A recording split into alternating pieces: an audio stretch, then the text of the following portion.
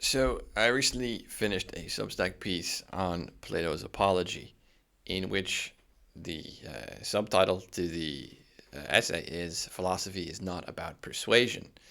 And what I wanted to bring out in this essay is sort of, I suppose, a somewhat of a polemic against a kind of very rationalistic idea that philosophy is about open, free discourse. It's a kind of liberal practice in which force, in which uh, warfare, in which violence, in which everything that we consider to be sort of irrational or forceful is excluded, and philosophy is really an expression of a kind of civilized state where we engage in rational open discussion. And then that rational open discussion is then ruined by a bunch of kind of tyrannical people who are not rational or liberal enough. And I think this is a terrible way to understand Plato, and I think it's a terrible way to understand the sort of story of Socrates, uh, and particularly this comes out, I think, in Plato's text, the Apology, um, which is Socrates' kind of last big speech he gives to an Athenian court before he is given the choice between exile and death, and he chooses death. The accusers of Socrates here are Antaeus, Lycon, and Meletus, and these men generally sort of represent what we could say are sort of opposing or antagonistic sects of a society. Sects which are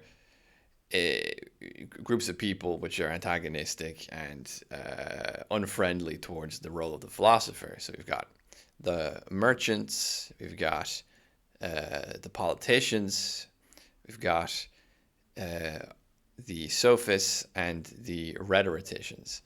And in some form or another, you can see how all these groups are sort of antagonistic to the philosopher and the role of the philosopher in the society. One of the accusations, of course, against Socrates was that he was corrupting the youth, which is an interesting claim. It is a claim that is reflected in many of other Platonic dialogues where we see the relationship and the education of the young become a kind of central issue. Two big examples here are Lysis, which is the text on friendship, what is friendship, and also Alcibiades. And in both of these texts, you see a sort of intelligent, ambitious, talented young man who has a sort of inadequate relationship to the authorities around them.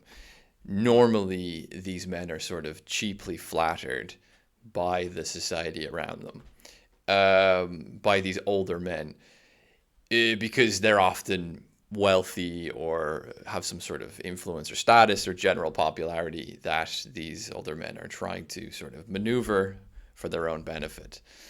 And we see Socrates in these dialogues sort of interfering, trying to give example of a better kind of educational conduct for these young men.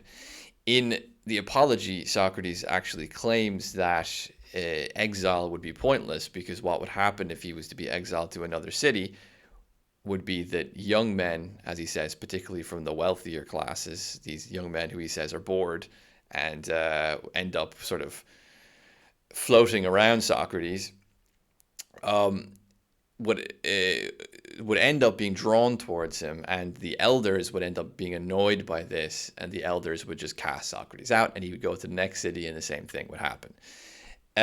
So basically, Socrates is kind of saying here that what happens with him, what happens with the philosopher to some extent, is that younger men, often from the at least from the parts of society which they're not, in which they're educated enough to understand philosophy, will always be drawn towards him, and the elders will always be annoyed by that. We know that in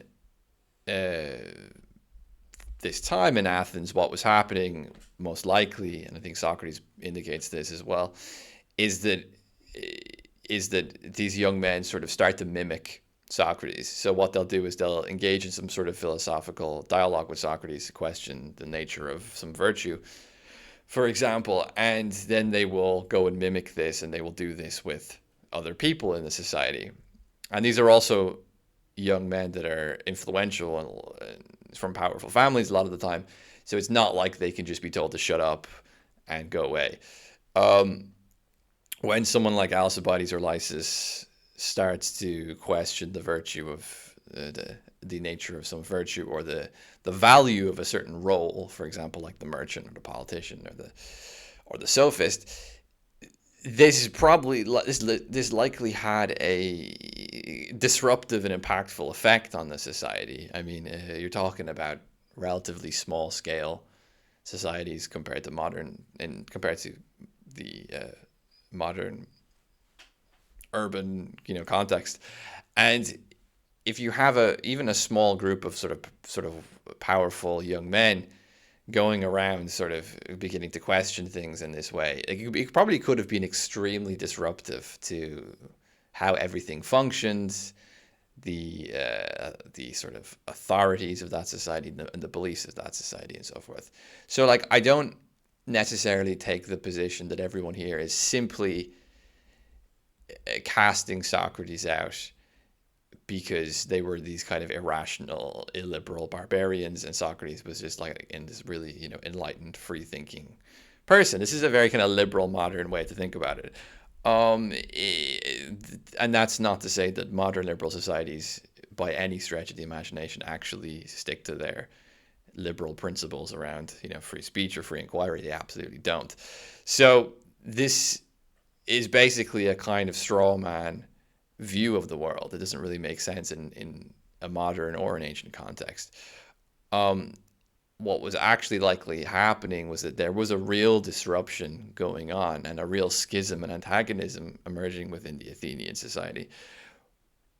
Whether or not it was fair to treat Socrates in this way is another question. But it's not so simple to just say, "Oh, Socrates is too free thinking and open, and we're all just so close-minded and irrational." This is a kind of liberal dogma which needs to be challenged. Socrates' antagonism to these groups of people, for example, like the politicians and the merchants, in this context, is probably more accurate, more specific. But it's also not fair to say that Socrates was trying to draw these young men away from power and away from politics and so on, um, in order to just get them to be these sort of like marginalized, kind of peculiar people who, spend their time asking abstract questions about the nature of, justice and so forth. This isn't exactly accurate either, and the text Alcibiades in particular emphasizes this. While there is an attempt by Socrates to not inflate the kind of arrogance of these young men, by flattering them, there is also an attempt of Socrates to maintain a certain level of ambition. And I mean, this makes perfect sense because the Republic is like one of the most ambitious, like, political projects that you could ever imagine. I mean, the whole society is very utopian in many ways, and I like, it's not fair to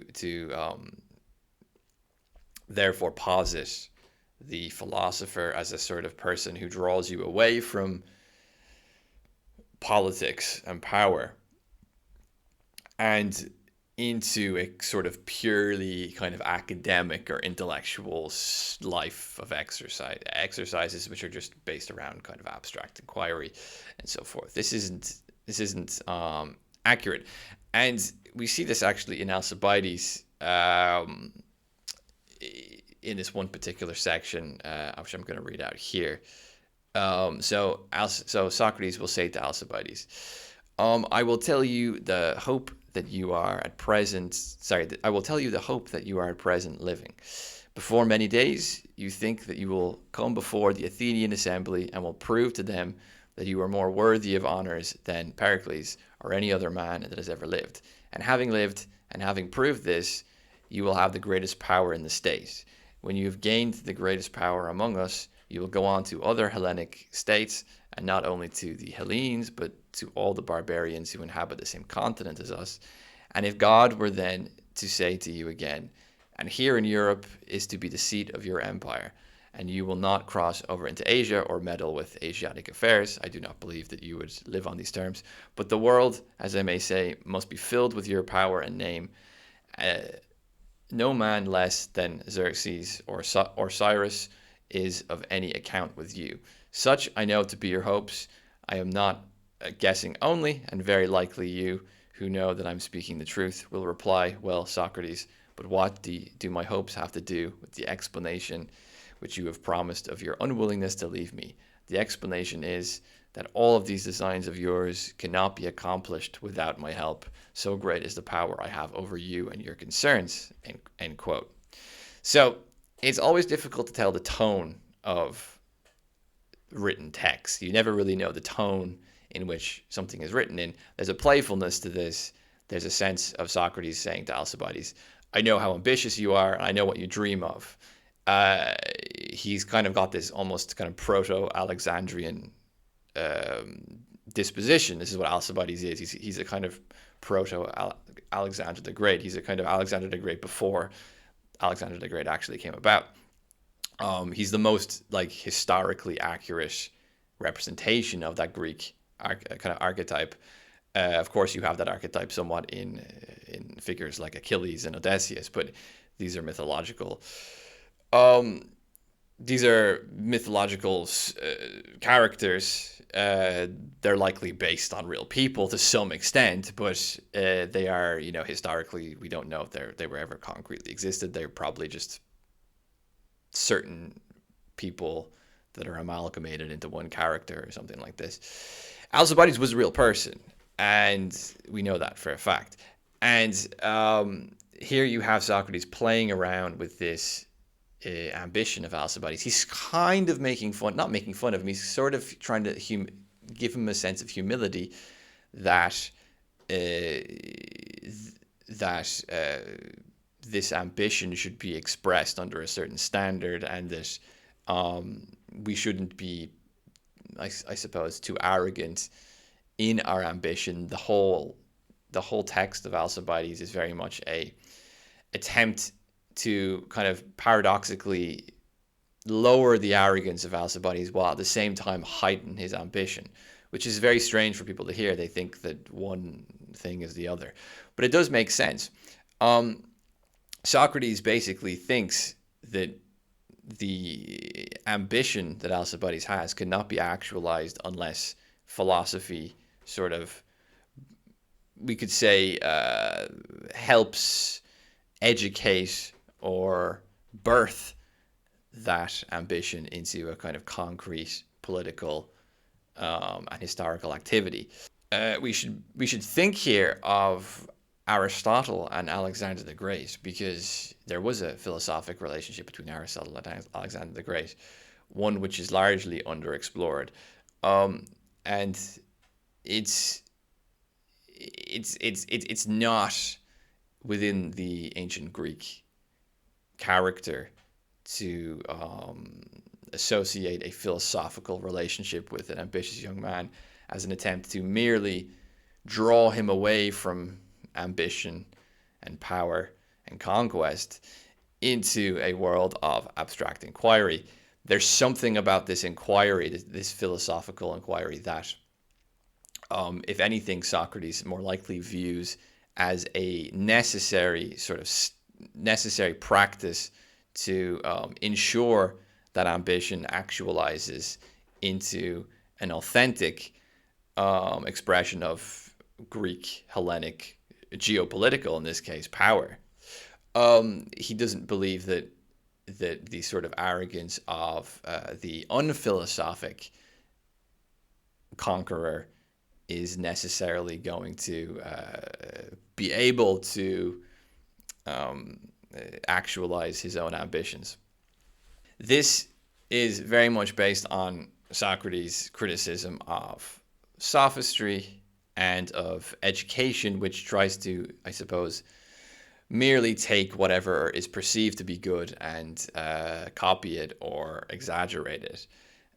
In Alcibiades, Socrates will say at one point in the dialogue, if you want to improve a shoe, you have to know what a shoe is. It's kind of obvious, right? If you want to fix a shoe or improve a shoe, you have to know what a shoe is. It's kind of easy when it's a shoe, but when it's a man, when it's a human being, it's not so easy to know what we are. We don't really know what we are. And if we don't know what we are, or we're not going through the task of asking those philosophical questions, then how are we going to improve ourselves? And if we can't ask those questions of how we're going to, of what we are, well, then it's that also applies towards a civilization. And if we're not willing to ask that, well, then we have no right to sort of push our interests and our power upon other people. So you don't see here like a pacifistic argument. You see a sort of philosophical standard being imposed on uh, on pre-existing expressions of power and wealth. There are those that simply want to follow the pursuits of power and wealth blindly, just for the sake of it, and there are those who want to use, we could say, power and wealth in a way which is second. No, it's not secondarily, actually, in some sense, primarily. Also, a also an inquiry. It's sort of it's a sort of cultural disposition which demands an inquiry into what we are and what the purposes and ends of human existence, individual and collective, are. And when you begin to ask those questions of what is the end and what is the purpose of an individual or a collective life, you don't end up thinking, oh, well, let's just be like marginal intellectuals. You end up actually completely heightening and bursting open a complete new horizon of potentiality. I mean, there's something about philosophy, particularly Greek philosophy, which is very much about a potentiality. It's very much bursting open a potentiality. These young men may be flattered by these older men, but they're still neglected by them. Their real potential, the real concern for their soul, for their being, for their actual, real existence, the just like the role of Greece within the kind of geopolitical order, the potential of Hellenic expansion, the potential of a Hellenic culture, the civilizational impact of Athens and Greece at the time, which is impactful to this very day, is all, a part. It's all part of this inquiry. This is all what Plato is thinking about here when he's coming up with these dialogues. He's not trying to draw these men away from power. He's trying to understand the potentiality of that power, uh, which is not a potentiality which is simply moralized over. It's in a sense exaggerated and sort of expanded, but it's done so through inquiry.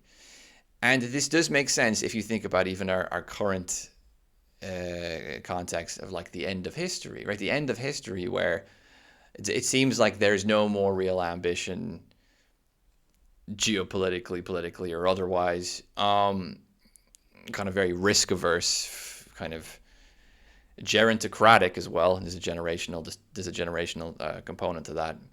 Risk averse, gerontocratic society is an unphilosophic one. There's something about a lack of history and a lack of philosophy which are the same thing. There's something about a lack of risk taking and a lack of philosophy which are one and the same thing. To burst open a complete new potentiality, a new horizon, is in a sense, or it requires in a sense, a sort of self-inquiry, a self-definition. There's a kind of anxiety here, an anxiety of what are we? What is the purpose of things? Without that anxiety, without that inquiry, people often are very well behaved. They will sit in their place and they will do their little role and they will enjoy what is immediately in front of them, and they won't think about something beyond that. There is within philosophy, particularly with Plato, who has this sense of the metaphor of the cave. The cave is in front of us, and the cave dwellers are kind of unconcerned with what exists within a larger horizon of existence. They're unconcerned with that. They're sort of immediately gratified by this sense of immediacy. That is not something which doesn't have its own power ambitions in itself, an expansion, a true inquiry, an anxiety about what we are. Nietzsche once said that the last man doesn't have the capacity to hate himself, right? The being too comfortable, being too easily impressed, being too unambitious is often an expression of a lack of inquiry. It's often a lack of anxiety about the most fundamental questions about the ends and the purposes of existence itself. Okay, so if you followed me so far, this is a relatively off-the-cuff, improvised little video here, so I recommend reading the actual Substack piece. You might get a more concrete understanding. But it's the point I'm trying to make is that you don't see this split between these kind of liberal, rational men who just want to inquire about things, and then these kind of like power-hungry sophists and politicians and so forth that did want to use force. They don't want to use inquiry or discussion. They want to use force. They want to push their weight around, blah, blah, blah, blah. You have a kind of liberal, rational, passive versus a kind of authoritarian, forceful, impactful split. No, I mean, like Alcibiades was a general. Alcibiades had these great ambitions, this is not the split. The true split is different. The split in the society between the accusers and between the philosophers, or those who support and follow the philosopher, the supporters of Socrates versus the accusers of Socrates, shows a different kind of split within the society. That split is more something like those that want to follow the philosophical life. They want to follow that pursuit. They want to follow that pursuit of inquiry into the meaning, the ends, the purposes of human life. And once you do that, you open up a complete crazy horizon of potentiality. You don't cut yourself off and put yourself in a corner and say, I'm just going to sit here and read my books and wonder about the nature of things in a very kind of passive sense, which modern academics like to frame Socrates and philosophy as. Socrates basically shows you that if you want to follow this inquiry through, you have to be willing to die. You have to be willing to be the enemy of the society, and you have to be the martyr then. And the martyrdom of Socrates, therefore, is not an expression of passivity. In its own sense, it's an expression of violence. It's an expression of war. The split here is very dangerous because it's potentially a kind of civil war type situation between those that want to follow the inquiry and the pursuit of the philosophical life and those who don't.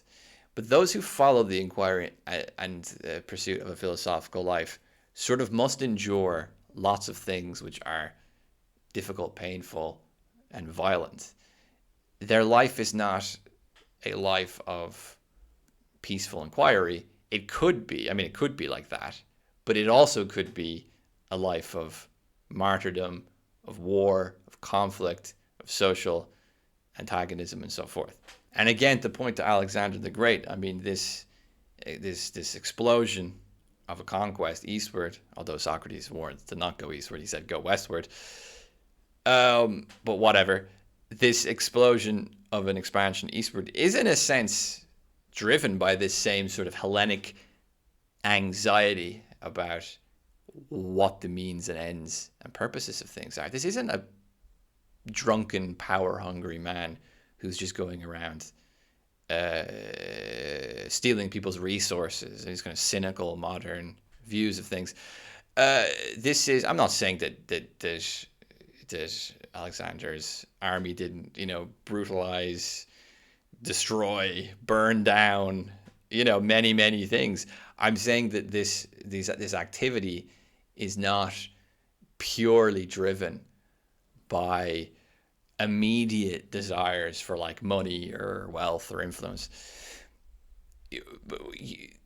Most people that are purely driven by money or wealth or influence don't need to risk their lives. They don't need to go on these massive conquests. They don't need to do these kind of absurd things, because normally if you're driven by just simple money, power, influence, you can sort of obtain that more locally, and you can sort of obtain that more provincially and in a way which involves much less risk. I really do think that this sort of hyperpotentiality being unleashed by these ambitious young men like Lysis or Alcibiades, and then later on with Alexander the Great, really is driven probably somewhat by a society which wants more power and wealth, sure.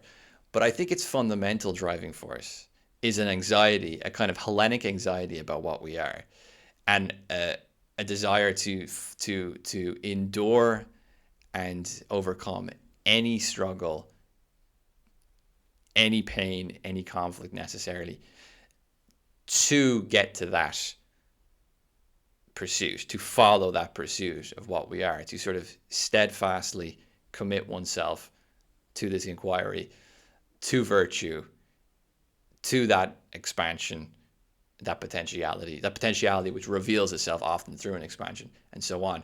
And you see this often in Plato's dialogues, where he'll talk about the similarity between the soldier and the philosopher, where the soldier's job is to, in a sense, be virtuous and stand at his post and not be overcome with fear and fight.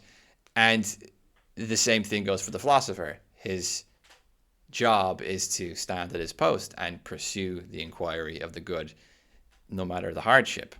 The split, therefore, is those that will follow that pursuit through almost anything, or will follow it a lot further, and those who won't. That's the split. Either side can be pacifistic, either side can be aggressive, either side can be power hungry, either side can be this or that. There isn't this simplistic duality that we've been sold between the liberal, passive, rational people and the irrational, illiberal, forceful people, power hungry people. That split doesn't exist. Either side can be both. They're just followed by different. They're just driven by different motivations about the understanding of human existence, or different horizons of that existence. They're driven by smaller or bigger, more thoughtful, more anxious, less thoughtful, more unconcerned motivations. So therefore, within a society, the role of the philosopher in relation to that society is always has to include into it the awareness of this split. And a philosophical society, a truly philosophical society such as the Republic, has to become very aware of this split. And it has to deal with this split quite concretely. It can't just ignore it, because the message here is that Socrates didn't persuade the Athenians. He only persuaded some of them. He persuaded the people that are on this philosophical side of the split. He did not persuade the others. He can be more rational. He can be more liberal more discourse driven with those that are on the philosophical side of the split. But within this sort of friend enemy schism that is opened up through Socrates, the other people won't be convinced. They won't be convinced. And in fact, they'll probably do anything they can to destroy the philosophical life. They're threatened by it. They don't like it, and they will destroy it, and they will kill the philosopher, which is exactly what happens in the cave analogy. And how do we deal with these people? Because they won't be persuaded, and not only will they not be persuaded, they will go out of their way to destroy the possibility of philosophical inquiry itself. And they're not doing that just because they're tyrants. They're doing that in a sense because they sort of have an anxiety about where that inquiry could lead. And in some sense, they're actually correct to say that inquiry could lead to some pretty crazy and dangerous places. They're not wrong about that. It's a question of conviction. It's not a question of liberality necessarily. It's a question of conviction. And that that forces us to reframe the whole way in which we see the role of the philosopher in the society and the kind of antagonism of the philosophical life and texts such as the Apology.